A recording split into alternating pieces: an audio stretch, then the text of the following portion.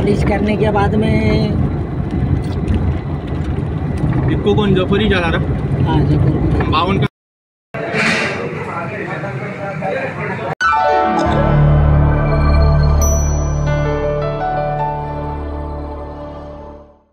नमस्कार, मी संतोष तुम्हा सर्वांचं मनपूर्वक स्वागत करतो आपल्या लाडक्या यूट्यूब चॅनलमध्ये, ज्याचं नाव आहे सफर. सध्या मी आहे इगतपुरीमध्ये, निघालेलो आहे कपालेश्वर मंदिरामध्ये, जे लोकेटेड आहे पंचवटी परिसरामध्ये नाशिकमध्ये.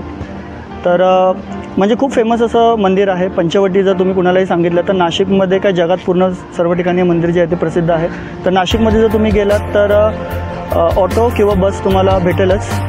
नाशिकपासून लगभग 5 किलोमीटरच्या अंतरावर हे मंदिर आहे. खूप रहस्यमयांनी भरलेलं मंदिर आहे, खूप प्राचीन आहे आणि हे जगातील असं एकमेव असं मंदिर आहे जिथे पिंडीच्या समोर नंदीच नाही आहे. म्हणजे महादेवाचं तुम्ही कुठलंही मंदिर जर बघताल तर तिथे तुम्हाला नंदी विराजमान दिसेल, पण हे एकमेव असं मंदिर आहे जिथे नंदी नाही आहे. तर या मंदिराची जी पौराणिक कथा आहे, जो काही इतिहास आहे, तो तुम्हाला मी शेवटी सांगेलच. त्यासाठी व्हिडिओ जो आहे तो पूर्ण बघा, कुठेही स्किप करू नका.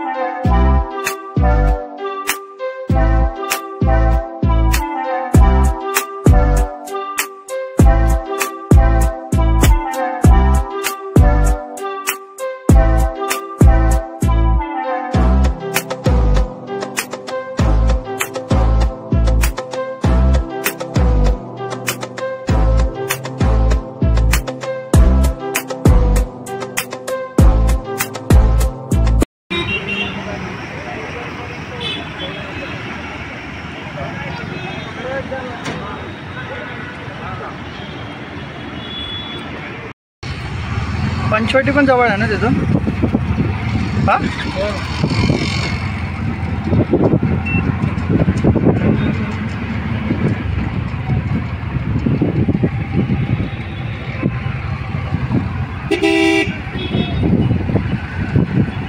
हा सीबीएस का सीबीएस 8 स्तंभ.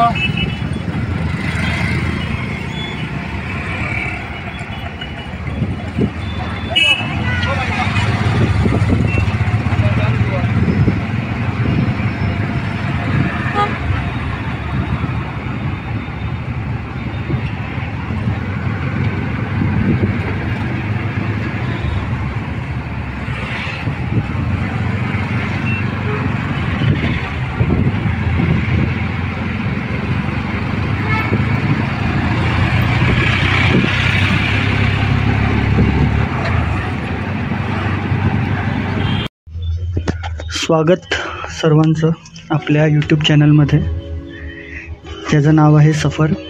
चॅनलवर जर नवीन आला असेल तर नक्की चॅनलला लाईक, शेअर, कमेंट, सबस्क्राईब करा आणि व्हिडिओ आवडल्यास नक्की तुमच्या मित्रमैत्रिणींना हे व्हिडिओ जो आहे तो शेअर करा. सध्या मी आहे नाशिकमध्ये पंचवटी परिसरामध्ये. या परिसरामध्ये तुम्हाला गोदावरी नदीच्या किनाऱ्याजवळ कपालेश्वर महादेव मंदिर दिसेल.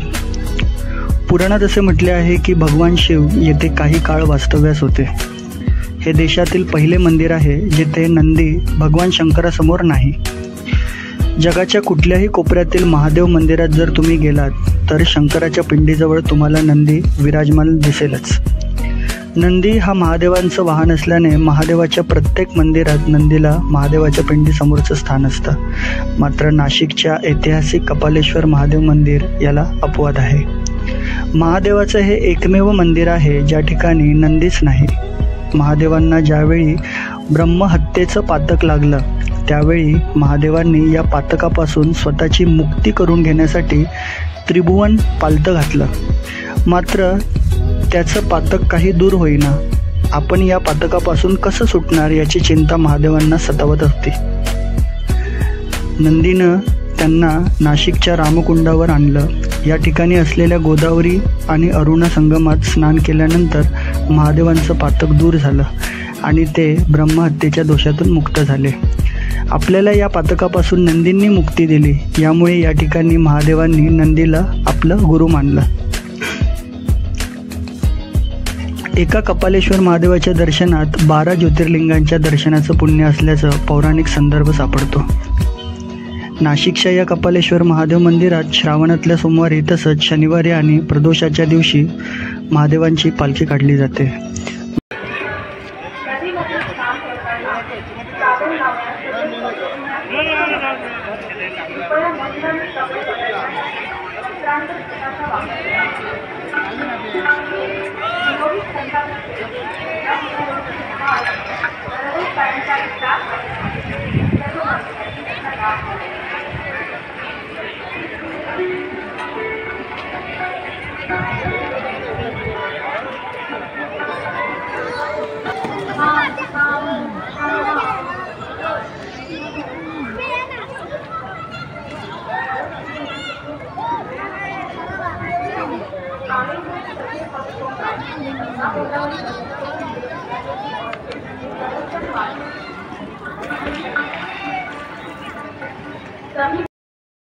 आलेल्या सर्व भक्तांचे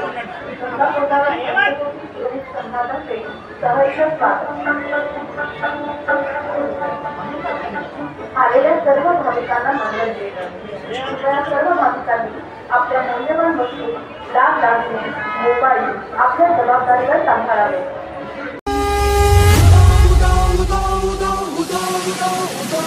अखंड ज्योत देवते तुझ्या निरांजनातली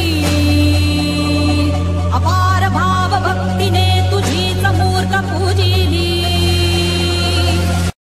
आशा करतो की तुम्हाला व्हिडिओ आवडला असेल तर नक्की लाईक, कमेंट, शेअर, सबस्क्राईब करा, जेणेकरून नेक्स्ट व्हिडिओ बनवायला मला तेवढंच छोटंसं प्रोत्साहन भेटतं. तर आजपर्यंत एवढंच. मी थांबत आहे. भेटू आपण अशाच एका नवीन व्हिडिओमध्ये पुन्हा एकदा. तोपर्यंत बाय.